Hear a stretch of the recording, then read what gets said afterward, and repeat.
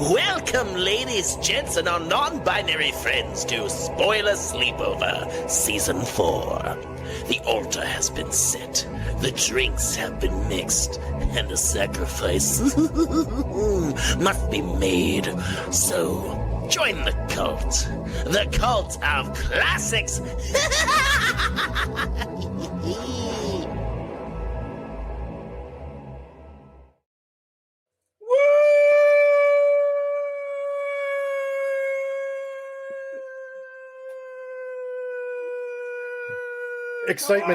Excitement not planned.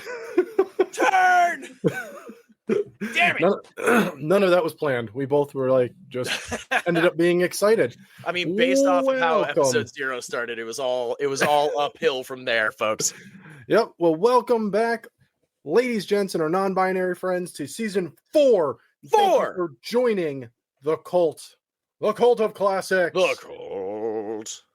We are amped. I'm Jason Michael. And I'm Rob. Yep. Dude, like I said last time, it feels so good to not like find a movie, hit play, and go, yeah. Like, I haven't seen this one. There's a lot of movies on this compared to, let me pronounce this correctly, Cinephile. Careful with the back part of that. That is this guy. Yeah. So when he's like, oh, I've seen all but one, and I'm like, oh, 1, 2, 3, 4, 5, 6, 7. This is to make it super clear. I watch anywhere from the minimum of 3 movies to the maximum of maybe like 10 movies a week. And sometimes they're rewatches, but for the most part, it's like, I don't know what this is. And I just hit play on it, something random, and I'll watch a movie. It's a great escape. And speaking of great escapes, today we're going to be talking about a movie that came out in 1953. It's a good year. But before we get into that, let's jump into a little what's been keeping us up at night.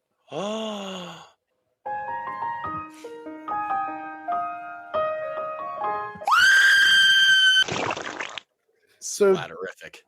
Jason Michael, what's been keeping you up at night? Well, the things that I have been watching, funny enough, and I'm so excited that it's back from season 4. I rewatched through all 3 first seasons, and dear God, there's some shit that I forgot happened that I'm sitting and watching and just going, this is all sorts of fucked up. Like, that show, if you really sit and think about it, that's a horrific situation that's going on there. And it, as of right now, there's no fucking end or freedom in sight. Oh, damn. Yeah, I'm way behind, so. Yeah. The finale of season 3 alone, like, as Jordan put it, I took some research chemicals and watched it, and I was depressed for like the next 2 fucking hours. Oh, no. Because of just, in a great way, because I had to keep going, you idiot, that's in a show. Shut up. And it was just like, holy fuck, there's so much that has gone horrendously wrong. You need to catch up on it, especially with this new season that started it's on Prime with an MGM Plus subscription, because, you know, everything, you just have to buy more stuff to get the stuff you want. So that's what has been keeping me up at night. Rob, what about you? Well, I'm going to throw it back to the Season of Suffering, and I finally attempted, and I say attempted because I think 32 minutes into the movie, and I was like, I can't fucking do this anymore, because I paused it and I was like, oh, there's 50 minutes left. I was like, this isn't happening. I attempted 12. Why? It is so bad. I do not remember if Selena said that she watched 12 and 13. But if you didn't, Selena, and you're thinking, I still should do that, fucking don't. Like, just don't. And the movie, I mean, it's another Asylum production, so it just starts. Like, I hit play and it was just like, Asylum. Like, the music started like right away. Like, it was like we picked up halfway through the intro. I was like, what is happening? It said Asylum, and Rob went, fuck. Yeah. And then immediately Dude, it's a different movie. Immediately cuts to a satanic sacrifice and just boobs. There were so many boobs and a prosthetic vagina. What? Within the first like 10 minutes of the movie, I was like, what is happening right now? And I tried. Don't fucking do it. 11-11-11 was shockingly better than what I witnessed of 12-12-12. Still not saying much. Later retraction. But that's what's been keeping me up at night. Let us know what's been keeping you up at night. Hit us up on our Instagram or Facebook, Threads, wherever you can find us, and let us know. Have you been watching From? Are you daring enough to actually make your way through the trilogy of movies that nobody should have ever made? Let us know. Now, let's get into those squiggly things going in and out of our ear holes, our earworms.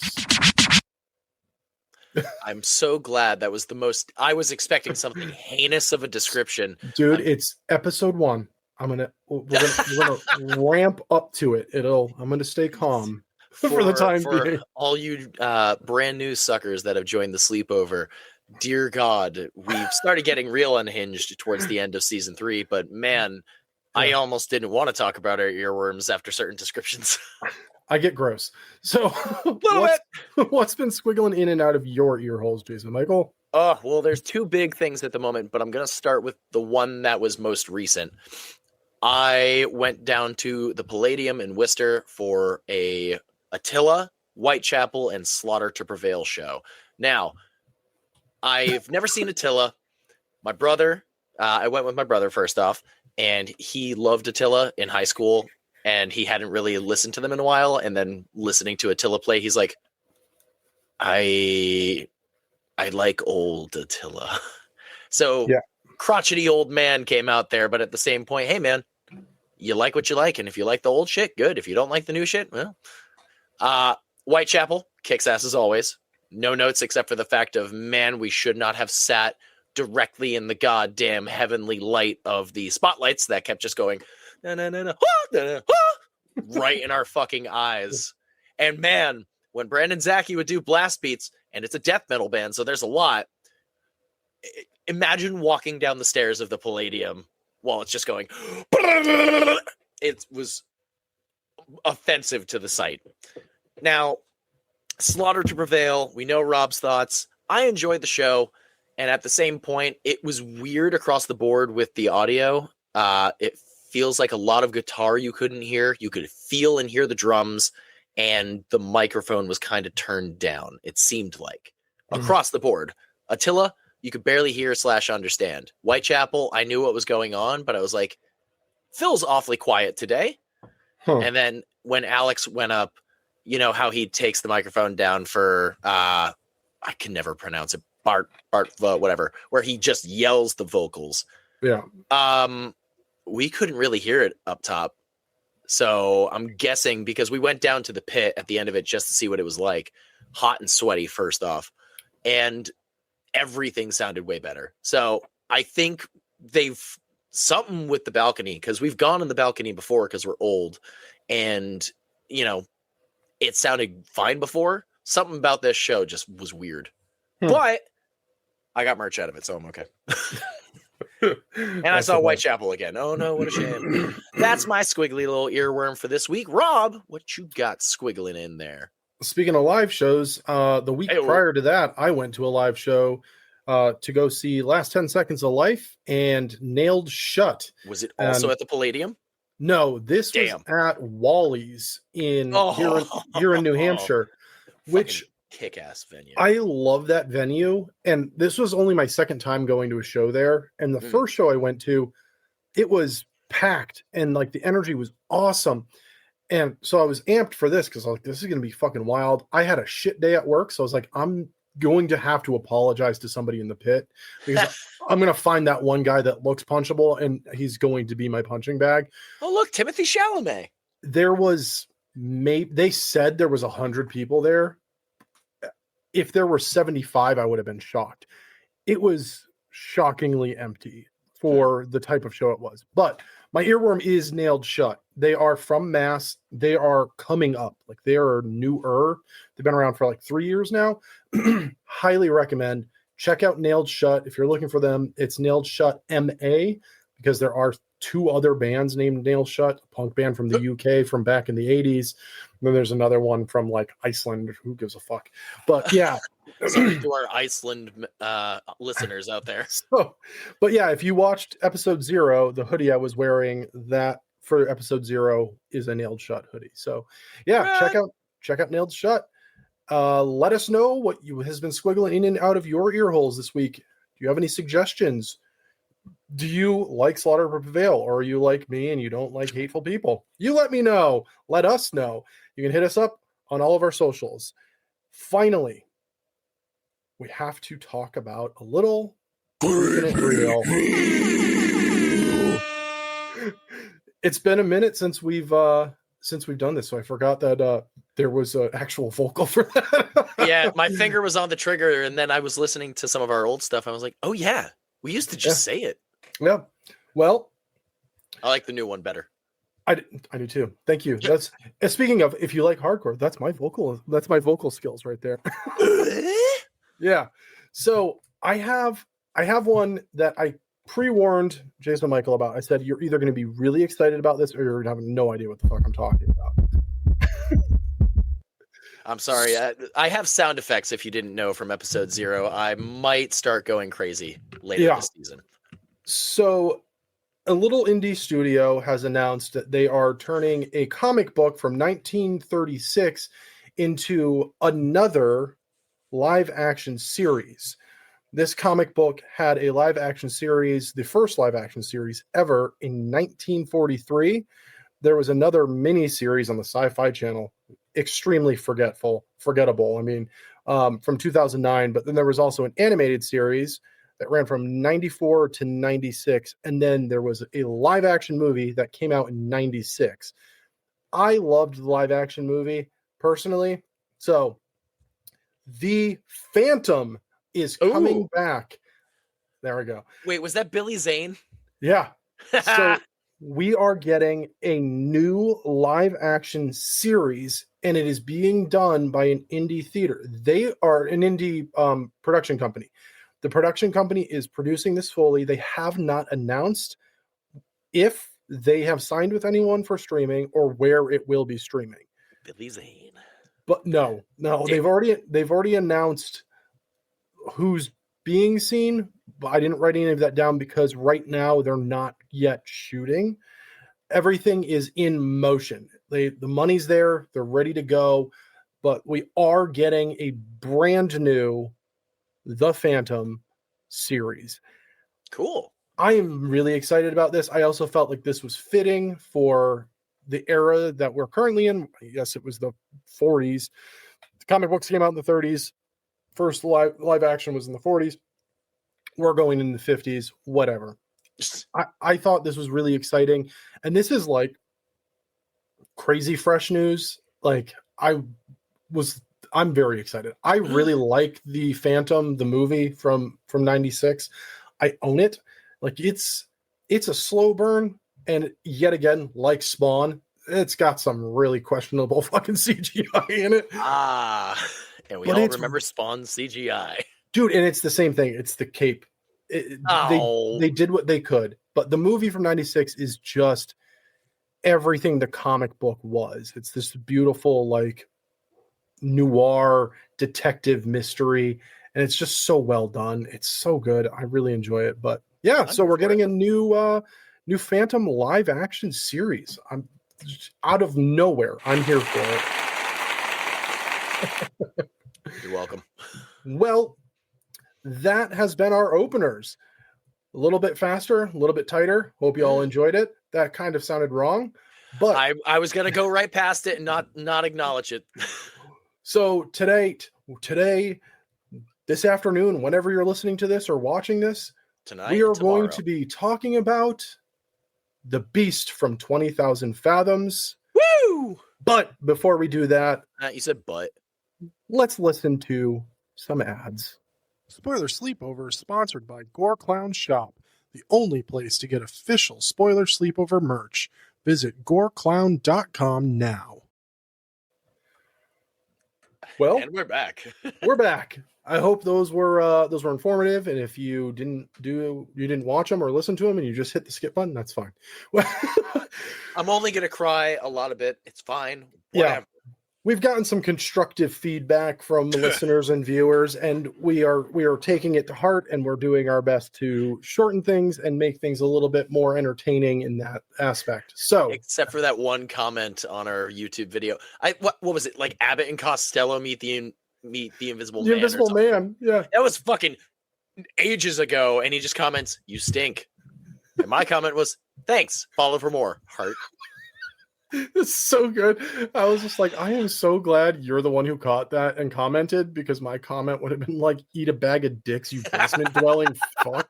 Like, I was like, I don't have a fucking filter at all when it comes down to this. But so I mean, on the bright side, the Greasy Strangler got a comment with 5 stars and a bullseye. hell yes. I don't know why. At It's a great oh movie. oh yeah TM with a 3.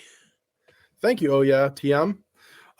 So Dumb movie. Let's- Anyway, the synopsis for this movie, it's pretty spot on. Honestly, it's kind of hard to fuck up a synopsis for this movie, but I was gonna say season 3. a ferocious dinosaur awakened by an Arctic atomic test terrorizes the North Atlantic and ultimately New York City. They tried to make it a tongue twister, and I'm going to be completely honest. I practiced it a few times because I was just like, the first time I read it, even in my head, I was just like, this is the most fucked sentence. Like, I was like, I can't do this. So I was like, I practiced it out loud so I didn't fuck it up, and I didn't fuck it up. Incredible. But this movie was directed by Eugene Laurie, and this was something I did not know. It is based off of a book by Ray Bradbury, and if you that Really? name sounds familiar, that's the guy who wrote Fahrenheit 451. I was like, what the fuck? Like, I was reading through all this stuff, and I was like, Ray Bradbury wrote this is a book. So Wow. Ray Bradbury had done a series of like serials, like the real throwaway, like sci-fi books, like short, like novelette style books. This happened to be one of them. I can kind of see maybe a connection because, like, you know me, and if you could see that lovely shelf right there, I got to put some lights on there. It's my NECA Universal Monsters. Ray Bradbury. I watched a lot of documentaries about them. Ray Bradbury's in a lot of them. Yeah. He's talking about his Universal love, which this is a fucking banger of a Universal joint. And he worked on a lot of movies as well. Like, aside from just like the hundreds of books and short stories he wrote, he worked on an obscene amount of not just books, or not just movies, but TV series. So like he wrote like a couple episodes for the original Twilight Zone. He also wrote a couple episodes for what was the other one? There was another show that I was like, wow, this is really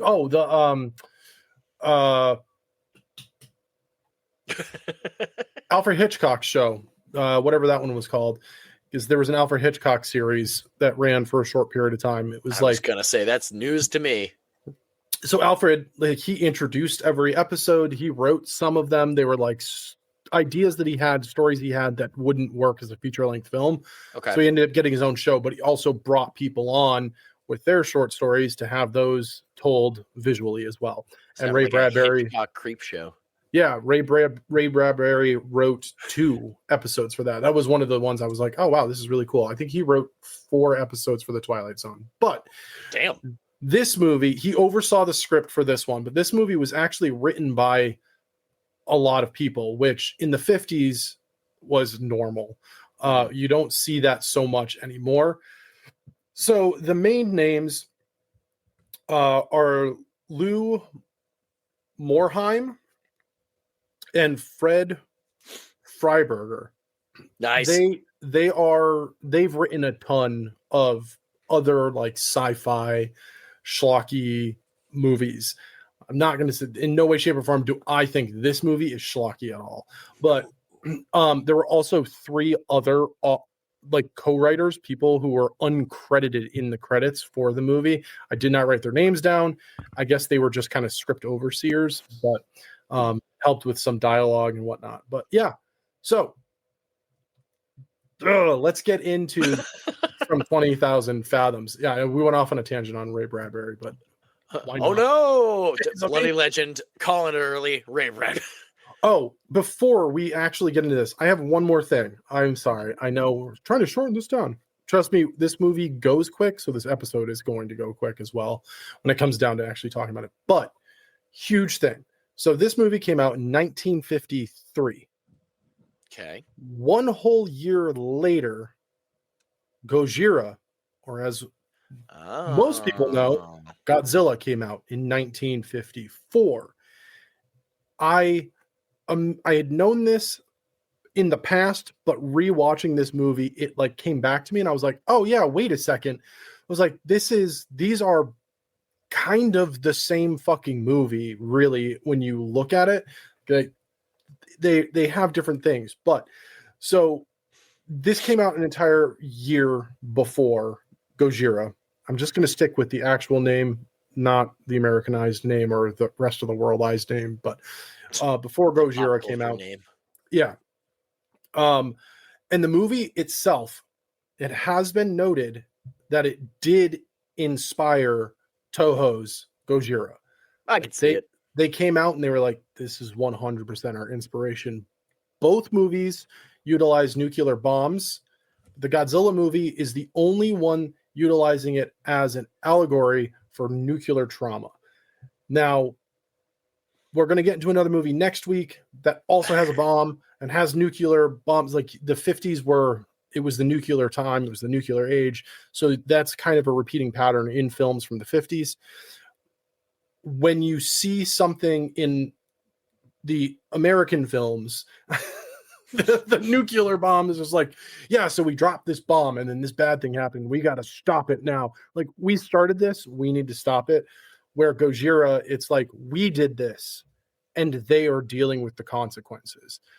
And so there's these two different sides. So I went out of my way, I didn't really go out of my way, I had the fucking time, but I watched Beast from 20,000 Fathoms. And then about an hour later, I was like, I'm going to rewatch Gojira, which I do more often than I'm willing to admit. But what you can't see is on the opposite side of my office, I have a giant Godzilla collection. But maybe I'll set it up here for one of the episodes. Probably should have done it for this one. Well, I mean, maybe there's something coming up in the future. Yeah. Eyebrows. I watched them back to back, and it's kind of like an unintentional, heartbreaking story where America fucks up, realizes they fuck up, tries to fix their fuck up, and then fucks up another country, and now that country's dealing with it. And so if you watch them as if they're like a prequel and a sequel, it hurts. Like, I was like, at the end of it, I was just like, oh, now I'm sad. I was like, oh, okay. But I think this is kind of cool that we're actually talking about a movie that inspired the greatest kaiju of all time, Gojira, Godzilla. It's amazing. Oh, look at that little fella. Say that to my fucking face. He's so blurry and out of focus. It's like All right, I'm done. It's like if Godzilla was Bigfoot. Quick, it's Godzilla. Take a picture. It's oh man, it's one of my favorite Mitch Hedberg jokes. If you don't know who Mitch Hedberg is, fine, look him up. He was a great. He was friends. He was a great one-liner. Rest in peace. He was hilarious. But he has one of his jokes. He's just like, I fully believe that that Bigfoot is out of focus.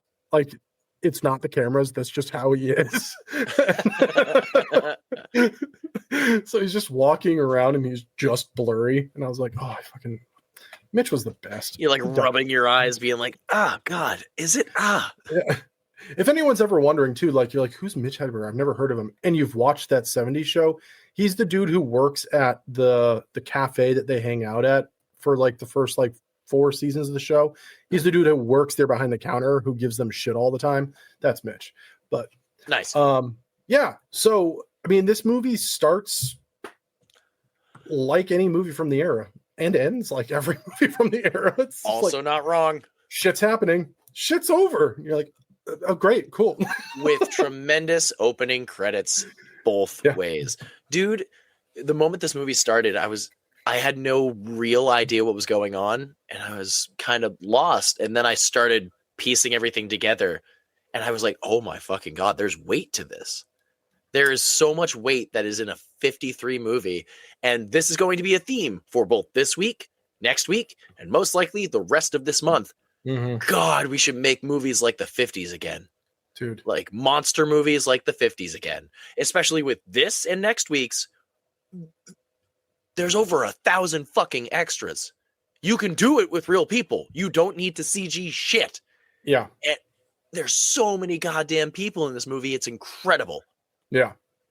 Yeah. This is there are some moments too throughout this. We'll get to them that I rewound one specific thing towards the end of the movie that I was like, I got to see that again because it just blew my mind. But we start in the Arctic, as the synopsis said, drop a bomb to break an iceberg. Thanks again. This is a movie being like, hey, look, in 1953 they were predicting that we've already fucked ourselves. They're just like, check this out. The ice caps are melting. Why?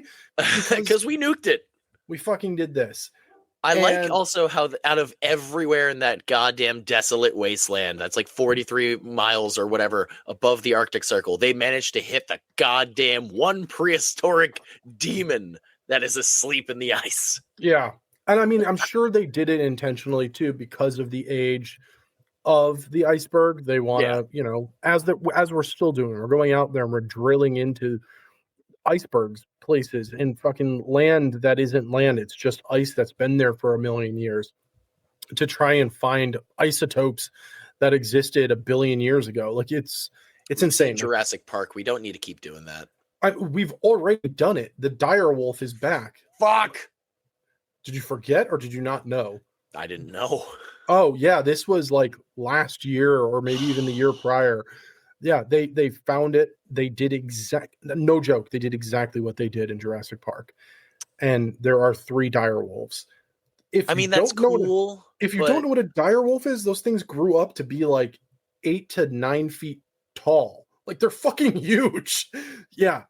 But that's cool that we can bring something back from extinction. Do we have to bring everything back? Especially dire wolves that were known to wipe out entire villages. Like they just killed people. And they were like, hey, we should do this. No, you fucking shouldn't. You ever stop and think, should I do this? Here's the thing. Don't. Again, Jesus Christ.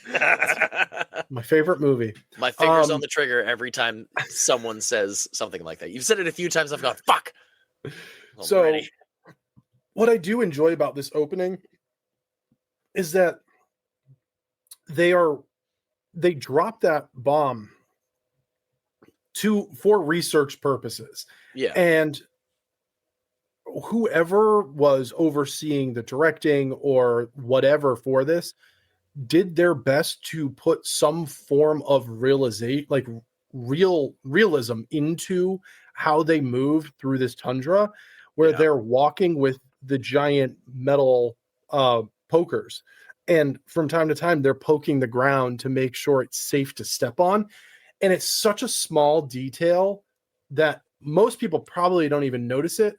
But like I watch a lot of documentaries. And so I've seen people do this. And I'm like, that's dope. Like it's a small detail, but it's something that I'm like, I like that. They're only doing it once. Like the real ones would be poking around as they're moving, but they're just like, oh, I have to step down, poke. They're like, sure, why not? Then we get the earth's a shaking and a quaking, and the 2 explorers, scientists that go out together decide to go different ways. You don't do that, don't split up. They do it anyway. Thanks. One of them makes their way up to the end of a cliff. It looked so deeper from the top. This is one of those moments where he falls down, and watching people do stunts in the 50s, even in the 40s and 30s, ow, like They Yep. always look like they fucking hurt. And this fall specifically, dude landed directly on his ass. And I was like, Yep. ow. And it was a full ass fall. Pun intended. But like I was just like, it happened, and I was like, there's no way he's okay. Like, Well, I mean, clearly, and- as we see what happens, he just lays there for the rest of his part in the movie. pretty much. He's actually broken his tailbone. He's just like, fuck it, keep rolling. Yeah. I drink my milk. So his buddy finds him, gets him out of there, and then the reason he falls is because he sees portion of the creature, as we get to see as well. I love claymation. I have no shame in my game. Like, this is the best shit ever. So stop motion is a dying and or possibly dead art. Yeah, I mean, even so much so that the last Wallace and Gromit movie was CGI. I haven't. I started it and then realized what it was and shut it off. I was like, nope, you've ruined Wallace and fucking Gromit. Don't do that. It's Wallace and Gromit, people. Come on. Anyway, awesome fucking stop motion monster throughout this entire movie. We see a little bit of it. We hear the roar. The teammate gets him and then drops him as the fucking monster knocks an avalanche onto them. Yeah. Now, the dude who went to go into the like 6 foot deep pit that he goes into, and now he's buried. Now he is buried like fucking 20 feet underneath the snow. Think back to Let It Snow from last season. And the fact that you can't move your legs and you are just now sitting there going, there's a monster above me. I am buried. This fucking sucks. This movie and next week are some, like, you have to sit and think and go, oh, fucking shit. Really? Yeah. It's fucked, man. And Dead.com. But we get I believe his name was Thomas. He gets transported to a hospital. And I don't know if you noticed, when the doctor walks on, you know who that is? I recognized him. Okay. The reason why is because I saw him walk up with his mustache. I was like, oh, it's McDougal from McDougal's House of Horrors, from Abbott and Costello Meet Frankenstein. There we go. That's why. I looked at him. I was like, holy fucking shit. Yeah, dude. This is one of the things that I'm excited about covering the 50s, specifically with you. They're is everywhere. That I recognize faces, but I don't know the 40s and 50s the way you do. Like, I know film, like on a grand thing. Like, I know directors, I know writers, I even know producers at some points for stuff like this. But when it comes down to these specific eras of film, you know the deep shit. Where I'm like watching, I'm like, that dude looks familiar. Sometimes it's just because it was the time period and like they all looked the fucking same. Their pants were up to their nipples and they wore ties that were bigger than their forearms. Not wrong. But like, yeah, when he walked on, I was like, Jason Michael knows who he is. I'm not going to even look it up. And there's a fucking character in next week's movie where I can't find his name as an extra because he's literally in the background, doesn't say anything. I was like, he's in like either a creature movie or The Mummy, or fucking was wearing a shirt at one point, then it got torn into pieces, and he's wearing a tank top running into like a flame thing with a gun. I don't know. The Universal monster movies fucking rip, dude. Yeah. Hell so yeah. We gotta go through the stereotypical any creature feature movie situation where nobody believes anybody. I saw this thing. It fucking exists. No, it doesn't. You're fucking loony. And boy, howdy, are they proven horribly wrong. horribly fucking wrong. Yeah. So much like Gojira, this dinosaur decides that it needs to migrate per usual and murder every fucking thing in its goddamn path. There's the boat, which is just like it pops out of the water, dude. Godzilla, Jaws, the creature from the Black Lagoon, and the Loch Ness Monster are the reason I have thalassophobia. I don't need this motherfucker just going, hello, next to the boat. Yeah.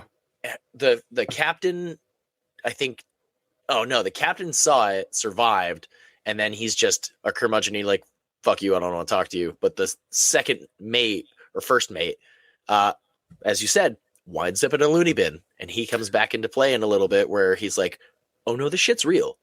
Don't you fucking worry. Oh my God, this movie fucking rips. Also, comparing this movie to next week's is there's always the scientist and the female.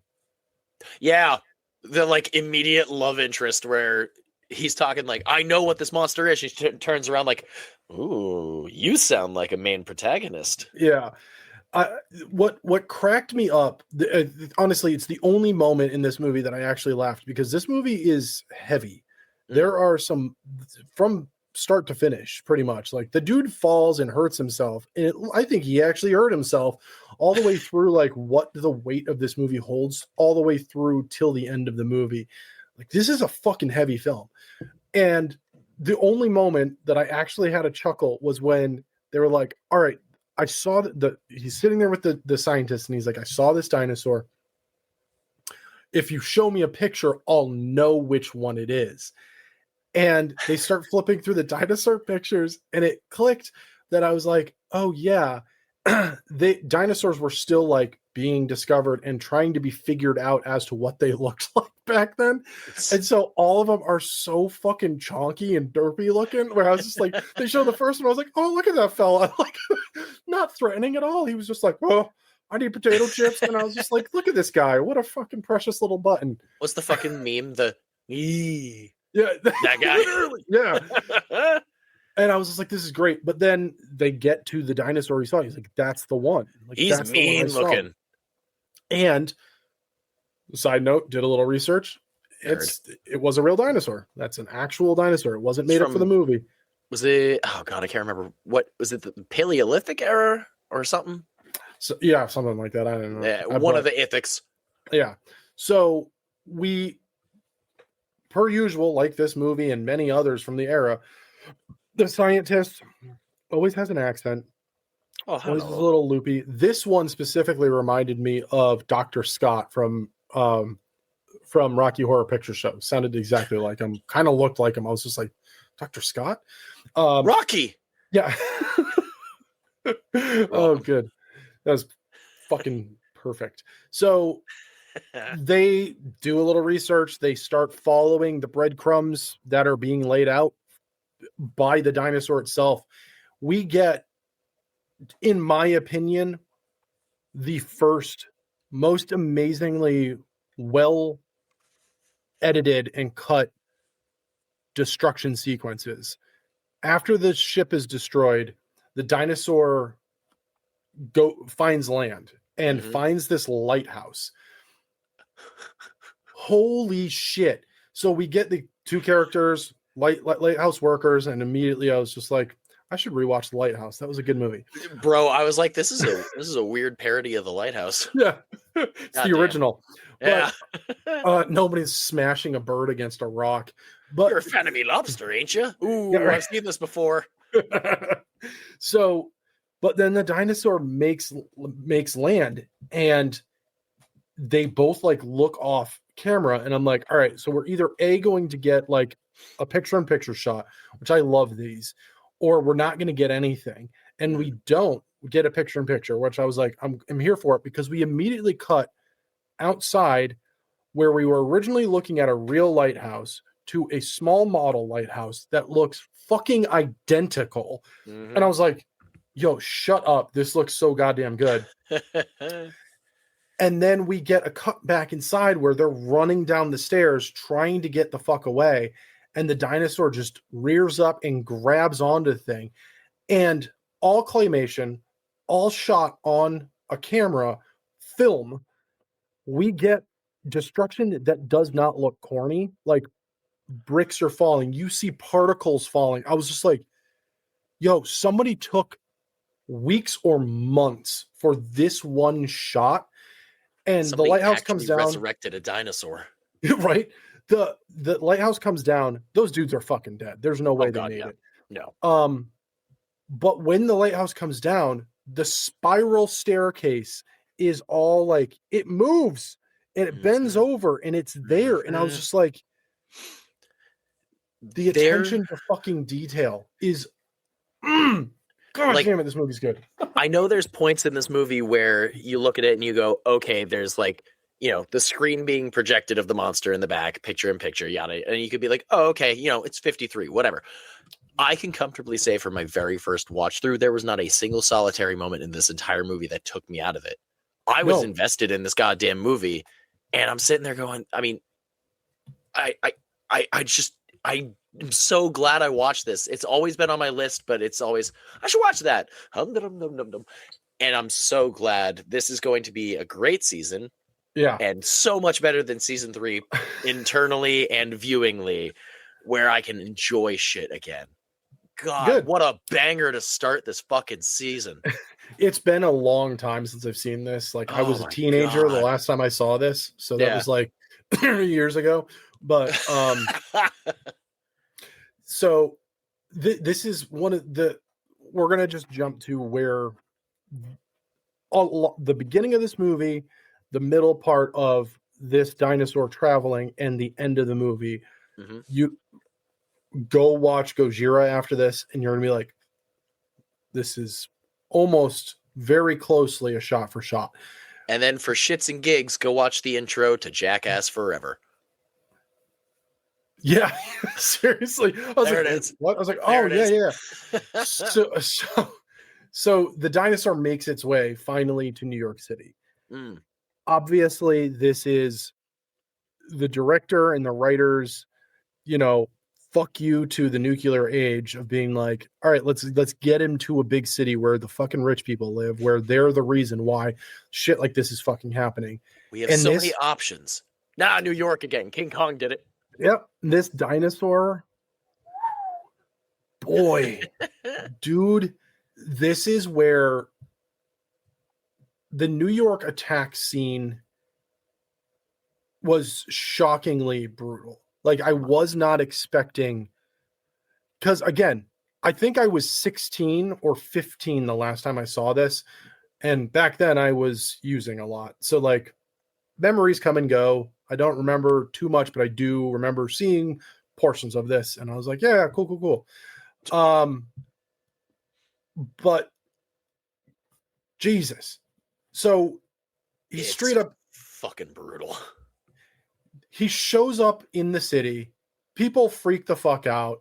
And it always boggles my brain why you're in cars, just fucking drive. But no, almost always in these movies, everyone gets out and runs. And you're like, your car's faster. But I mean, there's a guy who's in a car and then gets chomped into the car and swung around.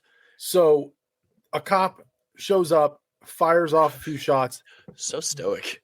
Gets eaten. Mm-hmm. Like bit Jurassic Park style, lifted, legs hanging out, and then just rip, boom, eaten. And I was like, holy fucking shit. And then we go to a cutscene of like the people running and the blind guy. Yo, that was the moment where I was just like, I was like, come on, man. There's a blind guy with a cane and he turns a corner going against the traffic. Yep. Gets knocked over and presumably trampled. And I was like, yo, that's dark. Unbelievably dark. And then we get the dude in the car, as you mentioned, promptly followed by the dinosaur looking at one building in particular, being like, this building? Fuck you. Jumps up on it and knocks part of it down to where we get a cut on the other side of the building where a bunch of people get crushed. Dropped a bunch of prop bricks. Now, here's the thing. In the monster's defense, I will come to his aid in this. They went there. They hid there. They thought they were safe. Monster, perfectly fine. The entire fucking stoic armada shows up. All the cops come out. No sense of urgency with a bunch of shotguns and just go, stare. The monster's like, what are you doing, guys? And they just aim and just start unloading. So this is the first time we see the monster like actually take damage. Yeah. And he's like, oh fuck, ow, stop it. And like crashes into the wall to try and leave. Much like Gojira. It was an accident. He's absolved of these 6 or 7 different kills. So I wanted to get to this so that I could, and this sounds weird, so that I could backtrack for a second, because when the dinosaur, I had already mentioned there was one scene that I rewound because I was like, wait, hold the fucking phone. How? When the dinosaur gets to New York, he shows up in a harbor, and there's like fishmongers and people buying stuff and like picking up their packages, because back in the day, that's how you would, if you got something from overseas or another state that was brought in by boat, you had to go pick it up. So all these people are running as this thing is showing up. It's very clearly, a layover shot. Yeah. Fine. It's done very well. But there's a moment where the dinosaur starts to leave and turns, and his tail moves, and he knocks over a bunch of containers, like the big shipping containers. And I was like, whoa, hold the fucking phone. Because it was picture in picture, I was just like, I got to see this again. I rewound it. It was all a timing shot. The containers that were knocked over were on the frontward shot. Huh. The back shot is the claymation shot, where they lined up the timing perfectly so that when his tail went, what was already shot then knocks over, and it is done so well that it gives you the perspective of like depth. The tail even moves towards frame, which I was like, this is way ahead of its time. I'm gonna have to watch it again. Not. It is unbelievable. I rewound it because I was like, hold on. Like I was like, I have to see that again. I was like, I rewound it. I was just like, oh my God, this is so well done that they had the foresight to be like, it's gonna look better if we do the collapse practically. Huh. Wicked. So good.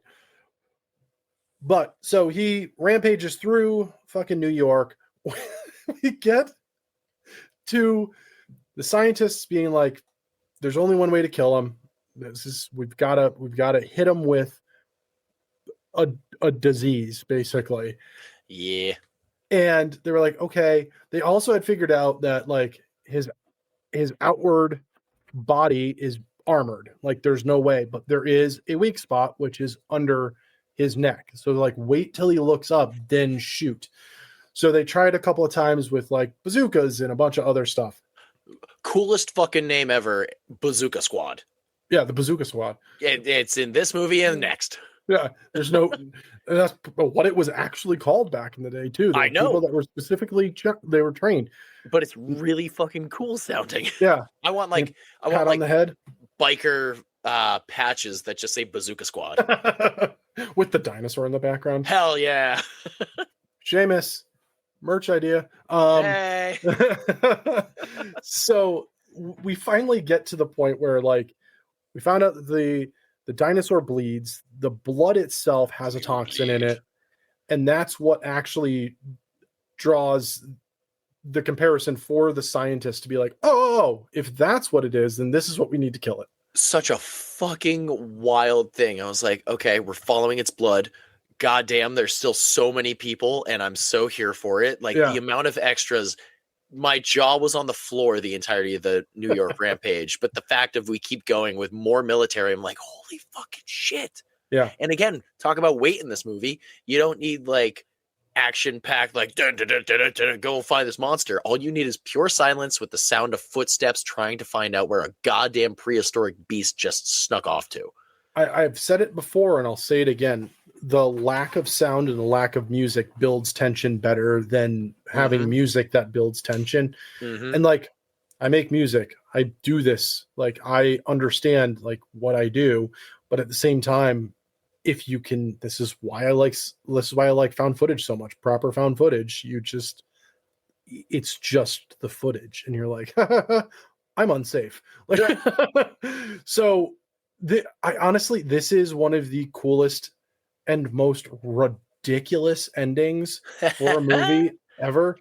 The dinosaur finds his way to an amusement park, basically. He's like a fucking cat trapped in a box. Yep. Stuck in a wooden roller coaster looking like Godzilla in the goddamn Roman Colosseum. and it's adorable at the same time.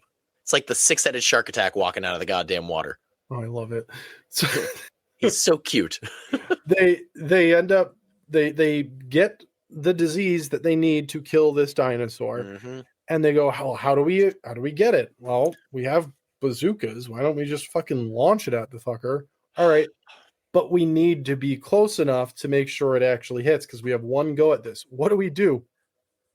Get on a roller coaster. Fuck yes, dude. I was like, this is the setup for a B movie, but nothing about this movie has been a B movie at all this entire time. So they go up, the dinosaurs freaking the fuck out. Their only way down, which was that they thought was the roller coaster cart, rolls away from them. They fire, they hit. Dinosaur freaks out more, starts knocking down the roller coaster. So they slowly listen, guys. descend. They're like, what drove me nuts is the fact that they were like halfway there and they stop and they turn and they're like, is he still freaking out? Like, is the roller coaster still a shaking? Yeah, he's still freaking the fuck out. Keep moving. You know what? Let's climb down. Yeah. What? So dumb. But sure enough, it works. The dinosaur dies. And I'm going to be honest, it's really sad. It really is. He curls up like a puppy. And like, I was just like, oh no. Like, we woke him up and killed him. Like, this was our fault. We did this. We created a weapon of mass destruction, woke up something that should have been preserved, didn't know how to deal with it, and fucking killed it. Great. America. Oh, great. And like all movies of the era, the end. Like Monster Dead, the end. Every single movie. But yay. We have to dub a bloody legend for this movie. Part of me, again, jokingly wants to say Ray Bradbury, but I mean, it's a pretty good one. I mean, I'm here for it. He wrote a short story that spawned this amazing film. Can we give it to him and the adorable puppy monster? I want to give it up to the people who created it. Like, can we just give it to the whole fucking movie? Because the amount of extras, the fucking people who created it, Ray Bradbury, absolutely. The monster itself, this movie fucking rules. Everyone that worked on this. Beast of 20,000 Fathoms. The first movie besides John Carpenter's The Thing that got the bloody legend. So it wasn't even for John Carpenter's The Thing. All right. So on our scale of 1 to 10, Jason Michael, what do you give The Beast from 20,000 Fathoms? So the moment it started, I went into it and it was, I mean, my hopes were high because it's a Universal monster movie. And I was like, fuck yes. I haven't really watched many of these outside of, the OG 8 and their follow-ups. So I was not sure what to expect, but my hopes were high and they were not disappointed. Again, there was not a moment I was taken out of this. Yes, there were moments where I was like, all right, it was 53. That's okay. Yeah. But God damn, I'm going to have to give it a 10 on my Universal monster scale. Wow. I'm very happy with The Beast from 20,000 Fathoms. Oh, wow. The 50s is off to a banger of a start. Rob, what about you? So, well, before we get into mine, so that means you also get the first cult member placement. Oh, yeah. So we have leader, member, sacrifice. The Beast from 20,000 Fathoms is your sacrifice. No, it's my first leader, and so far the leader of the 50s. I'm gonna have each decade have their own version of a leader, and most likely sacrifice, but we'll see on that. 50s Sweet. So far. Yeah, I mean, honestly, if it was certain cults, they were like, "We love you. We're gonna kill you." Like, if you will be a martyr. My favorites will be martyrs. Yeah. No, unfortunately, that's not on the list. Sorry, no. 2015. So, movie. Anyway, I'm gonna break your brain a little bit. I gave this an 8 out of 10. All right, thank you for joining us for season 4 of Spoilers. the only because they're it's the 50s has an issue where the middle drags either too much or too long and too much, and I felt the middle was a bit like, all right, let's get there. We don't need the love interest. I understand it's the 50s, whatever, we're gonna fucking, it's unavoidable. But yeah, I'm giving it an 8 out of 10, and I'm also going to place him as the cult leader. Hey.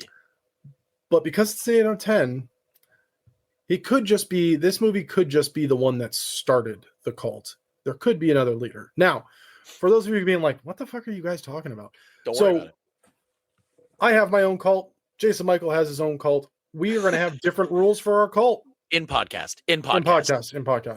So each decade is going to have we're going to have our own cults. We're going to make our own rules when it comes down to that. But that's that. Hey, well, you want Kool-Aid? Yeah, right. I need Yummy. Nikes. Black Nikes, please, and purple cloth. Don't cancel us. This was just immediately ripped off of YouTube. Nah, that's okay. There's podcasts specifically designated to talk about cults. We're fine. True that. We're just another one of them now. Well, let's close this one out, Jason Michael. Why don't you take it from here? Okay. Well, folks, as we've been talking about, and we're going by decades. So 1950s, we started with 1953. The Beast from 20,000 Fathoms did not disappoint. Nope. So next week, we have already stated in episode 0, we're not saying the movies. That's up for fun. We are going to be talking about a movie from the year 1954, the immediate follow-up. What could it be? We've already kind of given a bunch of hints, but at the same point, there's really a lot of movies that could wind up being that. But I'm super excited for season 4. Rob, exactly. Oh, yeah. You suckers out there, you members of our cult, I hope you are excited as well. If you listened to last week's episode, thank you, first off. Second off, have you seen the chicken? Have you seen it? It's in my frame. Little or there. It's in my frame. Or it's in your house. Oh. Oh, sweet Jesus. It's in your house. Well, you joined the cult. Sorry, guys. All hail our chicken overlord. And until next week, sleep tight, suckers. Your cock. No, your cock.